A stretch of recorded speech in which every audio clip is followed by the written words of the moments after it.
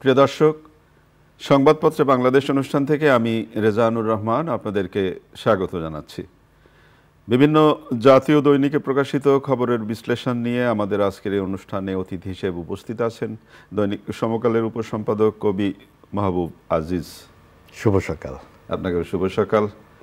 পত্রপত্রিকায় প্রকাশিত কয়েকটা গুরুত্বপূর্ণ শিরোনাম পড়ে শোনাই আপনাকে, তারপর আমরা আলোচনা যেতে চাই। প্রথম আলোর শিরোনাম, বাংলা বানানের সংকট কোথায়? ছাত্রদল ও বৈষম্য বিরোধী ছাত্রদের সংঘর্ষে আহত শতাধিক। পানির হিস্যা পেতে জাতিসংঘে জোরালো দাবি জানাতে হবে, তিস্তা নিয়ে তারেক রহমান।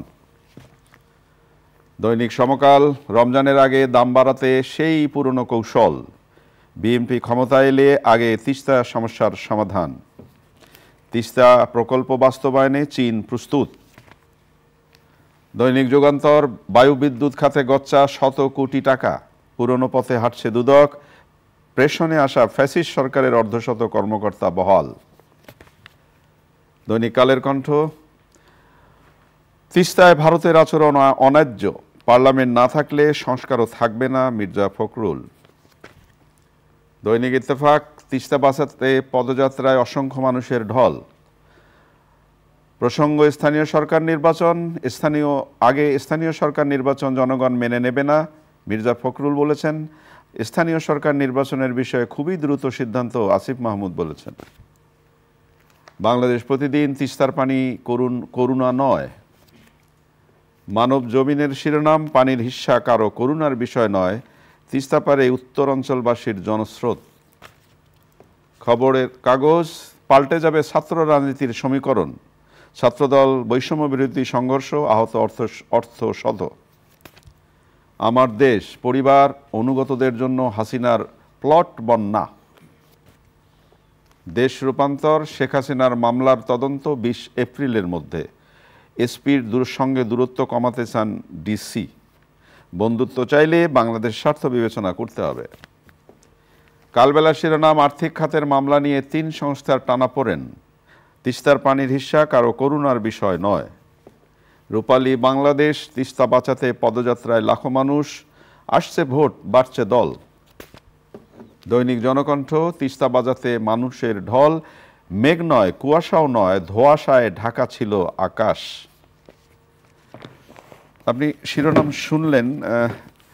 যে আলোচনাটি দিয়ে কথা শুরু করতে চাই, ছাত্রদল ও বৈষম্য বিরোধী ছাত্রদের সংঘর্ষে আহত শতাধিক। কুয়েটে একটা সংঘর্ষ হলো এবং তার যে পরিণতি, সেই পরিণতি ঢাকা বিশ্ববিদ্যালয়ে মিছিল হলো এবং সেখান থেকে পরস্পর বিরোধী বক্তব্য শোনা যাচ্ছে। কিন্তু আমার প্রশ্নটা যেটা, যদি খবরের কাগজের এই ছবিটা আপনাকে আমি একটু দেখাই, 2 দল দাঁড়িয়ে আছে, 2 দলের হাতেই রামদা হকি স্টিক। পরিস্থিতিটা কি দাঁড়ালো তাহলে? জি, আসলে এখন তো পরিস্থিতি যেদিকে যাচ্ছে যে বিশ্ববিদ্যালয় কিন্তু একটা রাজনীতির ভরকেন্দ্র, অন্যতম প্রধান ভরকেন্দ্র। এখন দেখছেন যে খুলনা যেটা প্রকৌশল বিশ্ববিদ্যালয়, সেখানে যেটা ঘটলো যে ছাত্রদল এবং বৈষম্য বিরোধী ছাত্ররা মুখোমুখি, এটা কিন্তু ঢাকা বিশ্ববিদ্যালয়ে ছড়িয়ে গেল এবং অন্যান্য বিশ্ববিদ্যালয়গুলো ছড়াবে। অর্থাৎ সামনে যত নির্বাচন এগিয়ে আসবে তত এগুলো কিন্তু আরও বাড়বে। এখন সরকারের সামনে এটা একটা খুব গুরুত্বপূর্ণ চ্যালেঞ্জ হয়ে দাঁড়াবে যে কি করে তারা এই ভরকেন্দ্রগুলো, যেহেতু রাজনৈতিক দলগুলো সরাসরিভাবে এটা তো বলবার অপেক্ষা রাখে না যে ছাত্ররা একটা খুব গুরুত্বপূর্ণ ভূমিকা আগেও রেখেছে, এখন তো আরও বেড়েছে। এবং যেহেতু আওয়ামী লীগ ছাত্রলীগের অনুপস্থিতিতে বড় একটা শূন্যতা তৈরি হয়ে আছে এবং সেটা কিন্তু কেউ ছাড়বে না। এই স্টেকটুকু সবাই যার যার গোলায় নিতে চাইবে, দখলে নিতে চাইবে এবং সেই জায়গা থেকেই এইটা এখন আরো প্রকাশ্যে চলে আসবে। আর বিএনপি জামাত যেহেতু প্রায় মুখোমুখি প্রতিদ্বন্দ্বিতায়, সাথে আবার যুক্ত হয়েছে বৈষম্য বিরোধী ছাত্রদের অংশগ্রহণ, তারা আবার 2 ভাগে বিভক্ত হয়ে গেছে। সব মিলিয়ে সামনের দিনগুলো কিন্তু আরো সংঘর্ষ। আমি একটা জাস্ট সাধারণ নাগরিক হিসেবে আপনাকে প্রশ্নটা করতে চাই। আগের জমানায়, আমরা ফ্যাসিস্ট সরকার বলছি, তার জমানায় যখনই কোনো ধরনের নাশকতা বা অন্য ধরনের ঘটনা হতো, তখনই বলা হতো জামাত শিবির অথবা বিএনপি করেছে এই কাজটি। এবং এখন যেটা বলবার চেষ্টা করা হচ্ছে যে যেখানেই যা ঘটছে পতিত সরকার, ফ্যাসিস্ট সরকারের লোকজন করছে। এগুলো বলা হচ্ছে, কিন্তু আসলে তো সব তো আর এরকম হয়, এটাকে বলা হচ্ছে ট্যাগিং এর রাজনীতি। আগে যেমন আওয়ামী লীগের সময় বলা হতো যা কিছু ওর বিরুদ্ধে গেলেই বিএনপি জামাত, এখন সেরকম। কিন্তু এগুলো ট্যাগ দিয়ে তো আসলে সত্যটাকে লুকিয়ে রাখা যাবে না। ঘটনা হচ্ছে যে প্রত্যেকেই মাঠে আছে। বিএনপি একটি বড় রাজনৈতিক শক্তি এবং নির্বাচন এখন যদি হয় বা আর সামনে যদি হয়, তো সবচেয়ে বড় সম্ভাবনা কিন্তু বিএনপিরই, এটা তো বলা বাহুল্য। আবার জামাত কিন্তু ছেড়ে কথা বলবে না, তারা মনে করছে তাদেরই সামনে সম্ভাবনা বেশি। এবং যেহেতু গণ অভ্যুত্থানে জয়ী ছাত্ররা, তারাও তো তাদের স্টেক ছেড়ে দিতে। এই যে ছাত্রদের কথা বললেন, গণ অভ্যুত্থানে জয়ী ছাত্ররা, আর কয়েকদিন পরেই তাদের নিজেদের একটা রাজনৈতিক দল হচ্ছে এবং ছাত্র সংগঠনও আত্মপ্রকাশ করেছে এবং একাধিক এবং একই সঙ্গে আবার দেখা গেল চট্টগ্রামে তাদেরই এক দল, তারা এটাকে প্রত্যাহার করে তারা কি বলবো পদত্যাগ করলো। তো এই যে একটি বিশ্বাসের জায়গা তৈরি হওয়ার আগেই যে অবিশ্বাসের দোলাচল বা এই যে টানাপোড়েন চলছে, এটাকে আপনি কিভাবে দেখেন? এটাই আসলে আমাদের দেশের যে প্রচলিত ক্ষমতার রাজনীতির একটা করুণ দশা। আপনি দেখেন যে যেই ঐক্যের বিনিময়ে গণ অভ্যুত্থানটা হলো, সকল ছাত্ররা একসাথে ছিল, তারপরেই কিন্তু চলে আসলো পদ পদবি নিয়ে। এটা প্রায় প্রকাশ্য যে কে নেতা হবে, কে কার কতখানি কৃতিত্ব, এটা নিয়ে প্রায় সরব ফেসবুকে সকলেই। শিবির চলে এসছে, তারা সামনে চলে এসছে, তারা কতখানি কাজ করেছে, ডান বাম শিবির ছাত্রদল যারা যারা কার অবদান কি ছিল, কতখানি ছিল। এখন এই গণ অভ্যুত্থানে আসলে 4 ধরনের ছাত্ররা যুক্ত ছিল। আপনার ছাত্রদল শিবির তো ছিলই, যারা এই 2 দলের বাইরে ছিল তারা ছিল, বামরা ছিল, এবং সবকিছু মিলিয়ে। এবং সবচেয়ে উল্লেখযোগ্য যেটা হলো যে আলোচনা হয় না, সাধারণ ছাত্রছাত্রীরা ছিল, যেটা বেসরকারি বিশ্ববিদ্যালয়ের শিক্ষার্থীরা কখনো এই ধরনের আন্দোলনে যায় না। তারা কিন্তু বৃহৎ অংশ, অনেক বড় ভাবে ছিল, এবং তাদের মধ্যেও কিন্তু এরা ছড়িয়ে ছিল। তাই আপনার বেসরকারি বিশ্ববিদ্যালয়ে যে শিবির ছাত্রদল নাই তা তো নয়, অবশ্যই, এবং সেখানেও বামরা আছে, সবাই আছে, এবং সাধারণরাও আছে। এদেরকে মিলেই একটা বিরাট বিস্ফোরণ ঘটে, এবং সেই ঐক্যটা কিন্তু আর ধরে রাখা যায় নাই। তার সেই ক্ষেত্রে আমরা বলতে পারি যে আদর্শ ধরে রাখবেন কি করে? এরপরে তো যার যার জায়গায় তারা চলে গেল, মানে ছাত্র শিবির তার জায়গায় চলে গেল, ছাত্রদল তার জায়গায় চলে গেল। দলীয় সংকীর্ণতা থেকে যদি উঠতে ওঠা যেত, সবার আগে বাংলাদেশ যে কথাটা বলা হচ্ছে বিভিন্ন জায়গা থেকে, সেটাই যদি থাকতো, তাহলে কিন্তু আর এই ঘটনাগুলো হয় না। তবে এই ব্যাপারগুলো তো আমরা যতখানি নীতি নৈতিকতার কথা হিসেবে বলি, আসল ঘটনাটা হচ্ছে দল তো তার স্বার্থ দেখবেই, এবং সেই স্বার্থ যদি নৈতিকতার ভিত্তিতে দেখে, তাহলে আর এই সংঘর্ষগুলো অত ছড়ায় না। এবং বিষয়টা হচ্ছে যে সরকারকে এই বিষয়গুলো অ্যাড্রেস করতে হবে, অ্যাড্রেস করতে হবে। এবং একইভাবে যেটা আপনাকে প্রথমেই আমি জিজ্ঞাসা করলাম, যে জানতে চাইলাম, যে অস্ত্র দেখানো হলো বা যে অস্ত্রবাজি হলো, অস্ত্র নিয়ে মহড়া হলো, সেইটা তো আসলে কাঙ্ক্ষিত না। আমরা এই সময় তো সেটা দেখতেও চাই না, কখনোই না। এবং আপনি দেখেন যে আইন শৃঙ্খলার পরিস্থিতি তো ভঙ্গুর। উত্তরা 7 নম্বর সেক্টরে একটি গাড়ির সঙ্গে মোটরসাইকেলের সামান্য সামাজিক যোগাযোগ মাধ্যমে আমি দেখলাম, এবং সেই মহিলা তার স্বামীকে বাঁচানোর জন্য যে কষ্টটা করলেন। তো এই আপনি দেখেন যে আমাদের কি পরিস্থিতিটা হচ্ছে। এগুলো কিন্তু বিচ্ছিন্ন ঘটনা নয়, যে কোনো জায়গাতে যে কেউ হাতে দাঁড়িয়ে যাচ্ছে।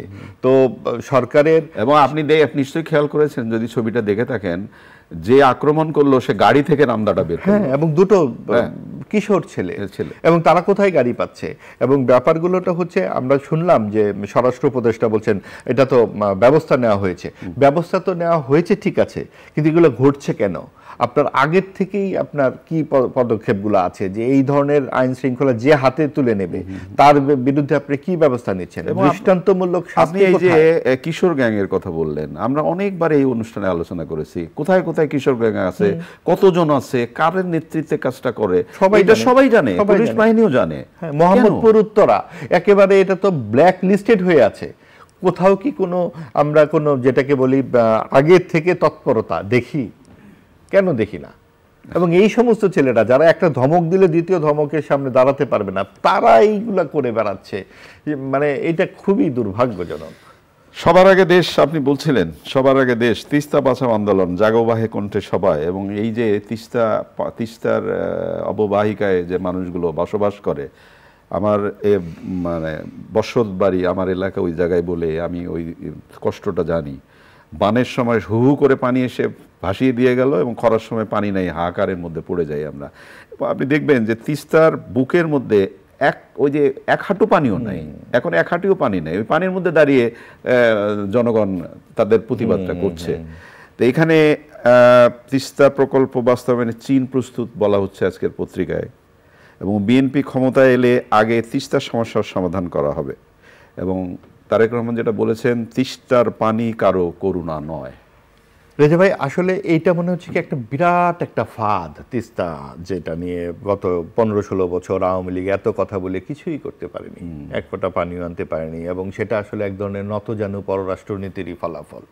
আপনি যদি পাশাপাশি বসে চোখে চোখ রেখে কথা বলতে না পারেন, আসলে তো এই নতজানু তার যার রেজাল্ট হওয়ার তাই হয়েছে। এখন যে এই পরিস্থিতি এসছে, এখানে আসলেই কয়েকটি ব্যাপার দেখবার বিষয় আছে। চীন যখন বলছে যে আমরা এটা করে দেব, এটা বাস্তবতা কিন্তু তা বলে না। কারণ হচ্ছে আপনি হয়তো একটা ব্যারাজ বানাতে পারবেন, কিন্তু যার সঙ্গে ঘটনা সেই পানি না পেলে কিন্তু আপনি পারবেন না এটা বানাতে। কাজে এটা খুব ভায়াবল নয় এই কথাটি। আপনাকে ভারতকে লাগবেই, আপনি ব্যারেজ বানাবেন, আপনি তো শুকনা মৌসুমে আপনি 2 কিলোমিটার দূরে থাকবে পানি ধরে রাখবেন, তাহলে আপনি কিভাবে এটা বানাবেন? কাজে এটা ভায়াবল নয়। এটা নিয়ে অনেক কথা হয়েছে। 16 সালে চীনের যারা দায়িত্বে ছিলেন তাদের সাথে কথা হয়েছে, অনেকবার চীনে এখানে এগিয়ে এসছে। আর ভারতের এই বিষয়টা আমরা তো জানি যে তারা কি এই পানির ফাঁদে কি করে তারা এই রাজনীতিটা করছে। এখন পশ্চিমবঙ্গের মমতা ব্যানার্জির যে উদ্যোগ বা এটার বিষয়ে তো তারও তো বোধহয় একটা হাত আছে, তারও তো এক ধরনের নেতিবাচক যে যার স্বার্থ দেখছে। এখন বিএনপির ক্ষেত্রে যেটা হয়েছে, এটা একটা ভালো পদক্ষেপ, কারণ বিএনপি কিন্তু তাদের নির্বাচনী এক ধরনের প্রচারণা শুরু করে দিয়েছে, এবং ওই এলাকাটা আপনি দেখেন, রংপুরের 5টি জেলা, রংপুর, লালমনিরহাট, গাইবান্ধা, কুড়িগ্রাম, সবগুলোই কিন্তু তিস্তা অববাহিকা, এবং এখানে একটা বিরাট অংশ কিন্তু জাতীয় পার্টি অধ্যুষিত। এখন ওখানে কিন্তু বিএনপি তৃতীয়ও না, চতুর্থতে চলে যায়। এত বড় একটি জন আপনাকে একটা ছোট্ট করে প্রশ্ন করতে চাই, তার মানে কি তিস্তা ইস্যুকে কেন্দ্র করে বিএনপি ওখানে নিজেদের, এটা ভালো তো, এটা ইতিবাচক। যদি আপনি জনকল্যাণ, শেষে কি তিস্তা পাবো? তিস্তা তো পেতে হবে। এইটা যদি যারাই ক্ষমতায় আসুক, দায়িত্বে আসুক, তাদেরকে তো সেই রাজনীতিটিকে করতে হবে, ধীরে ধীরে তো আনতেই হবে। যেটা খুব গুরুত্বপূর্ণ বলেছেন বিএনপি, যে বিএনপি ক্ষমতায় এলে আগে তিস্তা সমস্যার সমাধান করবে। এটা এখন শুধু কথার কথা যাতে না থাকে, যেটা আওয়ামী লীগও বলেছিল, বারবার বলেছে, কিছুই তো করেনি। আশা করি বিএনপিও এখন যা বলছে এবং যেভাবে তারা এই কাজটি করলো, একটি লং মার্চে আমরা দেখলাম 2 দিন ধরে এই ধরনের একটা কর্মসূচি চললো, এবং এটা ওই এলাকার মানুষের জন্য কিন্তু একটা খুবই উচ্ছ্বাসের ব্যাপার, স্বতঃস্ফূর্ত অংশগ্রহণ। এবং আপনি দেখেন যে ওইখানে কিন্তু একটা আকাঙ্ক্ষা তৈরি হয়েছে। কাজেই এইটা কিন্তু শুধুমাত্র কথার কথা হিসেবে রাখলে হবে না, একটা চাপও তো থাকবে। অবশ্যই। আপনাদের পত্রিকায় দৈনিক সমকালে একটি রিপোর্ট বেরিয়েছে, সেই রিপোর্টের আগে যে বিষয়টা বলি, আমাদের সংশ্লিষ্ট উপদেষ্টা বলেছেন রমজানে দ্রব্যমূল্য নিয়ে কোনো হাহাকার করতে হবে না, দাম স্বাভাবিক থাকবে। কিন্তু সমকাল বলছে রমজানের আগে দাম বাড়াতে সেই পুরনো কৌশল। সরকারি 2 সংস্থার পর্যবেক্ষণে মিলছে এমন তথ্য, 5 লিটারের বোতলের টাকা মুছে বিক্রি করা হচ্ছে 852 টাকার স্থলে 900 টাকা, এবং খুচরা অভিযান চালালেও সেই মিল পাওয়া যাচ্ছে না। আমরা কিন্তু বরাবরই সিন্ডিকেটের কথাটা বলে এসেছি, এবং এই সরকার আসবার পরেও এত কিছু চেষ্টা করা হলো, সংস্কার, নানান রকম কথাবার্তা আমরা শুনছি, কিছু হয়তো বা আমরা দেখব সামনে, কিন্তু বাজার পরিস্থিতি নিয়ে কোনো সংস্কারই তো কোনো কাজ করতে পারছে না। এবং যেহেতু এটা একটা মুসলিম প্রধান এলাকা আমাদের দেশটা, এবং রমজান মাসটা কিন্তু খুবই স্পর্শকাতর একটা মাস, এবং মানুষ সেহেরি করতে চায়, ইফতার করতে চায়, এই স্বাভাবিক, যতটুকু ন্যূনতম তারা তো চাইবেই। এবং সেইখানে যদি আপনি খাবারটা না দিতে পারেন, এবং সেখানে যদি প্রতিবার এরকমভাবে লুটতরাজ চলে, এবং এই সরকারের আমলেও যদি হয়, মানুষ কিন্তু খেপে যাবে। এবং এই জায়গাটাতে সরকারের অবশ্যই খুব দৃঢ় হাতে কিছু পদক্ষেপ নেওয়া উচিত, এবং সেটা রাজনৈতিক সরকারের জন্য একটা দৃষ্টান্ত হওয়া উচিত, যে এইভাবে বন্ধ করা যায়। দৃষ্টান্ত। একেবারে শেষের দিকে চ্যাম্পিয়ন্স ট্রফি শুরু হচ্ছে আজকে পাকিস্তানে, বাংলাদেশ খেলছে সে জায়গায়, এবং আমাদের ক্যাপ্টেন বলে গেছে আমরা কাপ নিয়েই আসবো।